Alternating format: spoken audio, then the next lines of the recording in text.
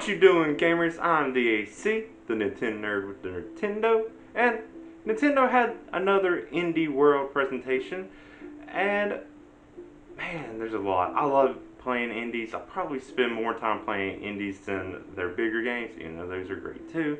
But I thought I would just run through their list of what kind of stuck out most to me, what I'm most interested in. I'm not going to go into a lot of detail on each one because then that would just end up taking potentially even longer than Nintendo's presentation. And if that was the case, you might as well just watch their presentation, which if you have not yet, you should. I'll provide a link in my description. But yeah, first, let's start with what came out today, August 18th, 2020.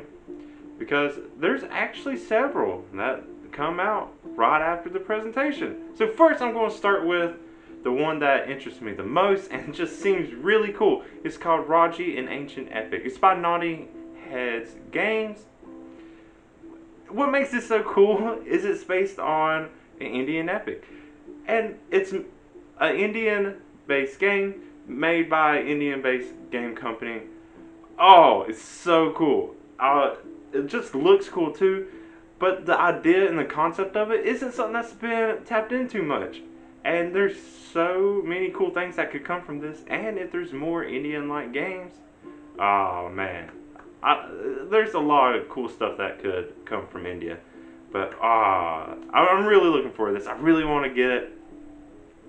But it's going to be a time console exclusive, which is like not a real exclusive. It's just like the thought that is what counts, kind of exclusive, whatever. But on to the other ones that I'm actually pretty interested in is Takeshi and Hirashi.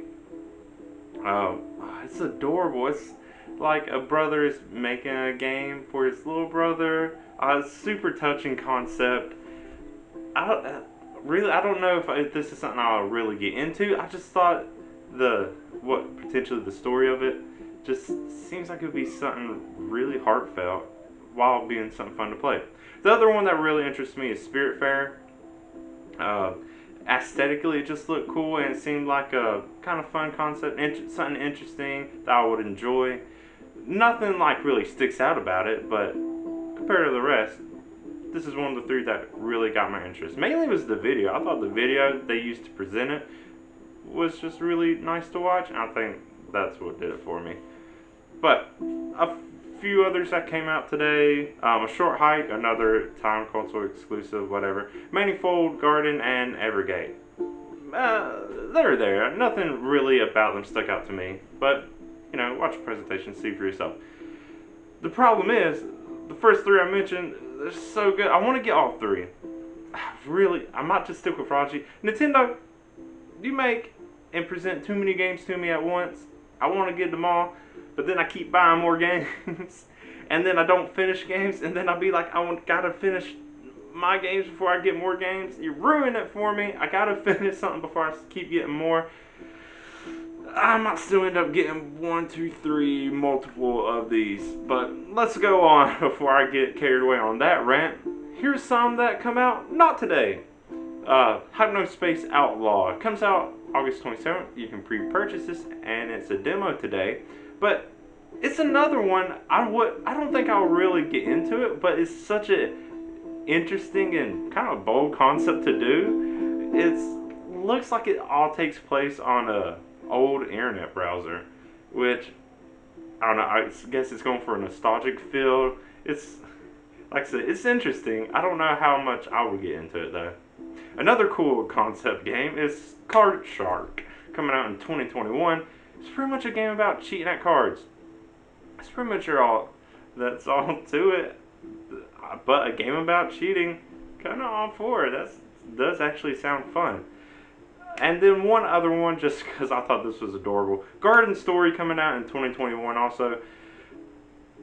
You're just a little garden character, I guess, running around the town. Kind of a whole, sandbox. Anything with a Stardew-esque kind of gameplay to it, I'm all for it.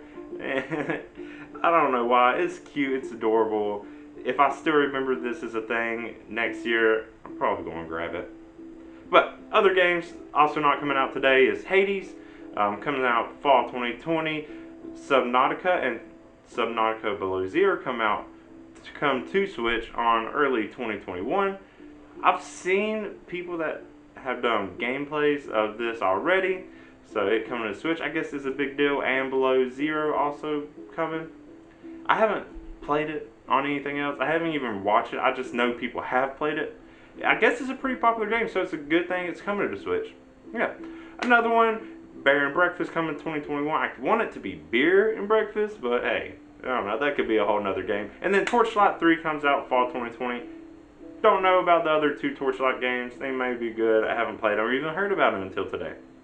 But yeah, along with that, they did another quick reel of some other games that are coming out soon or less soon. These include Haven, Going Under, The Red Lantern, Unrailed, Struggling, Inmost, She Dreams Elsewhere, Grindstone, and Goner 2. None of them really stuck out to me either, because it was just a quick reel. Maybe when there's more info about them, or if I look more into them myself, maybe there'll be something there. Really, when I buy indie games, it's kind of a, just fall in the moment kind of time. I just looking through the eShop, see something interests me, buy it right then. I don't know. And I kind of just don't know what is actually going to interest me. But the last thing they end with in their presentation is Untitled Goose Game. And it's because it's getting a free 2-player update on September 23rd. Honestly, this just looks chaotic and it looks amazing. I still haven't played Untitled Goose Game myself, but this looks like it'll just be the most amusing thing to play with a friend. Just to get together, maybe, have a few drinks or just a good old time, just being the most terrorizing geese you can. It's just, I've seen gameplay of single player. I can only imagine how great adding another goose in there would be. But yeah, that's a brief look of my thoughts on Nintendo's Indie World's presentation. A lot of great stuff. Maybe not all of them appeal to me right away, but like I said, kind of spur of moment thing when I buy indie games anyways, because I'm almost constantly looking through eShop. A lot of times I buy the really cheap stuff and have a good time. So some of these that look like they're going to be really great, I'm actually really excited for it, especially Raji. Probably going to buy it later today actually and play it. Who knows if I'll buy the other ones. They all look so good. But looking back at the other Indie World I made a video on, I didn't really buy too many of those either. We'll see what happens. I still have to beat a bunch of other games. Anyways, Nintendo, give me a break. I only have so much time. But what did you think? Do you play a lot of indies like I do? Were you excited about this Indie World? Was you a little bit underwhelmed? Just let me know in the comments what you think. But if you liked what I have to say, go and like the video. If you want to see me talk more about games and all kinds of other stuff, go and subscribe to my channel. You can see when I do that. But until next time, I'm DSC. Thank you for watching, and bye.